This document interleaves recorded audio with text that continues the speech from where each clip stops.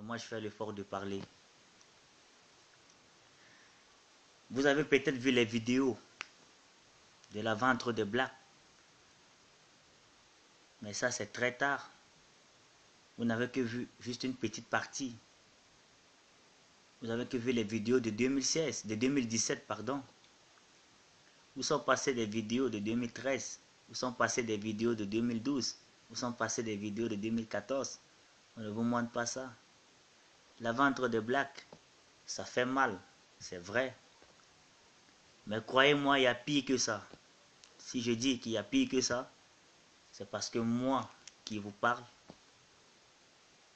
j'ai été vendu et je sais ce que c'est que la Libye parce que je sors de la Libye.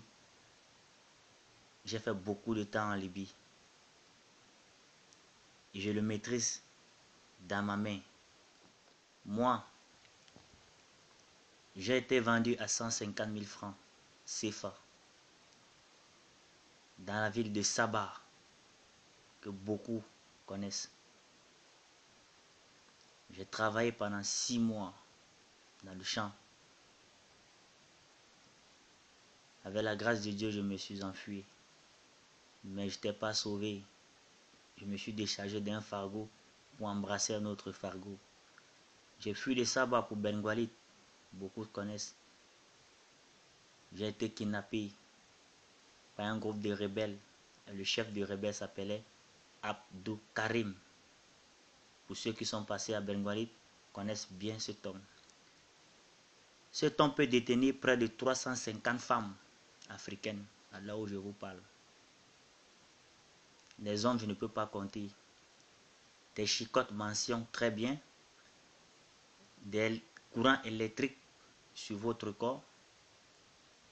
On était près de 1000 et quelques personnes. Je suis Abdou Karim. Par la grâce de Dieu, je me suis évadé seul. Ça, c'est en 2016. Quand j'arrive à l'extérieur, je ne peux pas aider mes frères qui sont à l'intérieur. Je ne peux pas me plaindre chez quelqu'un. Tous, c'est le même panier. Lorsque les ONG viennent regarder des blacks dans les prisons, on vous habille en ensemble Adidas pour donner l'impression que ça va, vous allez bien dans la prison. Il n'y a pas un immigré qui va parler, tu es mort. Ils arrivent dans l'intention de vous déporter et ne vous déportent jamais. Il y a un business entre les organisations mondiales et la Libye. C'est un jeu trop facile. L'armée maritime de la Libye qui est censée vous soutenir, qui est censée vous donner l'hospitalité en vous déportant dans vos pays respectifs, ceux même armée maritime vous récupère dans l'eau et vous revend à d'autres rebelles qui vous torturent et qui vous fait venir de l'argent par vos familles. Je fais la prison en Libye 5 fois. Pourquoi? En traversant la mer Méditerranée, on te prend dans l'eau. C'est le pire cauchemar de ta vie qui commence. Tu n'as pas de moyens même pour manger. Tu sors dehors pour te défendre, on te kidnappe. C'est pas facile. C'est le seul pays au monde que moi j'ai vu. Il y a le marché des armes. Chaque vendredi, dans les carrefours, on vend des kalachnikovs à 150 dinars. C'est en Libye. Les jeunes filles, si vous voyez nos sœurs en Libye, la manière dont on torture les sœurs. Avec la prison des Rasta, on vous déshabille, vous les hommes. On te demande, toi, un homme, de coucher ton frère, ton pote que tu manges avec lui, tu dois le coucher. Si tu ne le fais pas, mon frère, tu n'as plus de jambes. Casse tes pieds avec des armes. Nos chefs d'État africains, vous restez tranquille, la bouche fermée. La petite vidéo, rien que la petite vidéo que vous avez vue, qui fait mal, qui me fait mal, a fait flipper déjà le monde. Si on vous montre la réalité normale, ça risque de déclencher la 3e guerre mondiale. Mais nous n'avons pas de téléphone en ce moment pour filmer tout ce qui se passe. Il y a pire que vendre les blacks en Libye. Il n'y a plus que ça. Il y a pire plus que ça. Quand je dis pire, croyez-moi, je vais faire la Libye. De l'entrée jusqu'à la sortie. L'un n'est plus à l'amusement. Il n'y a même pas une seconde à perdre. Les Libyens ont des prisons privées. Ça veut dire chaque Libyen, il a conçu sa prison privée. Il peut attraper 15 ou 20 ou 40 blacks. Ça dépend de la dimension de sa maison, de la prison qu'il a conçue. Et vous enferme. Vous contrôlez l'argent. On ne parle pas de ces prisons-là. On ne parle pas de ceux qui sont kidnappés dans des prisons privées.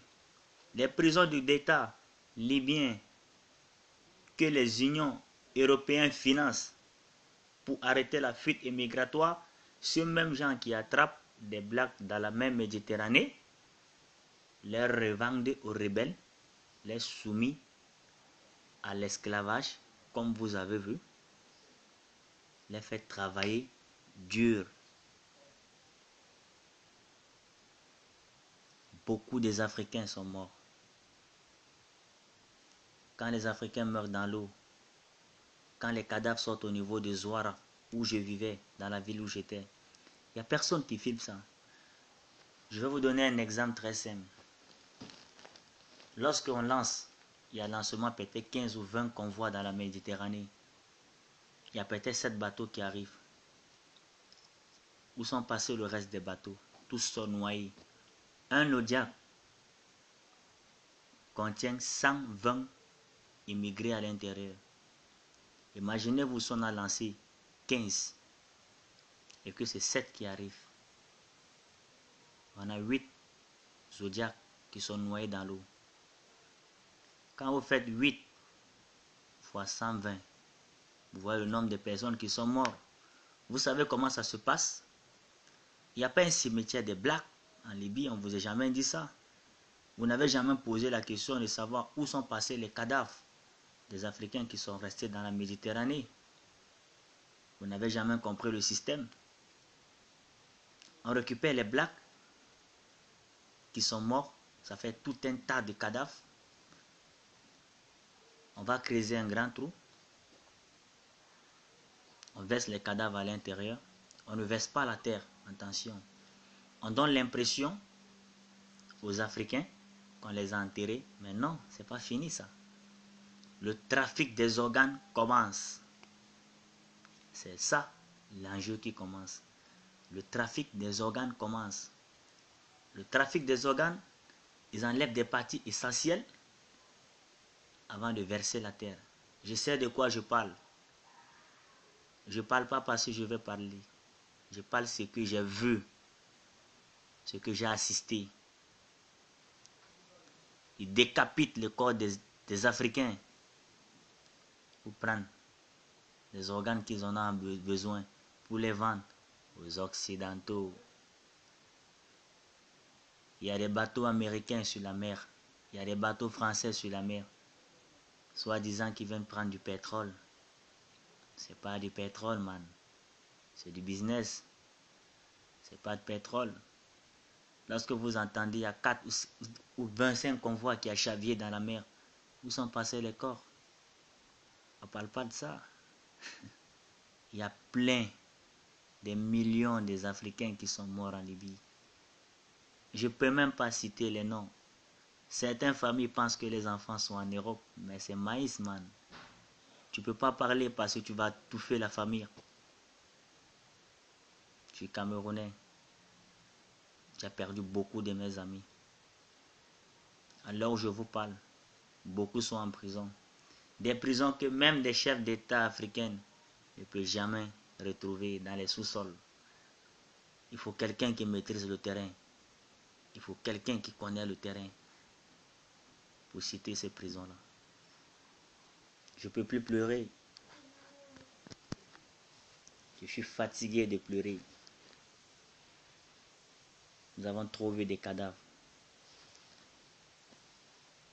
Mais nous vous remercions tous pour cette grande mobilisation que vous avez faite pour nous aujourd'hui. Vraiment, ça me va droit au cœur. Les chefs d'État africains, que vous venez, que vous ne veniez pas, vous avez déjà montré votre mauvais côté. Mais avec la mobilisation de nos frères, ça nous donne encore le moral, man, de pouvoir fuir les risques qui sont là. Dieu a son dernier mot. Merci à vous.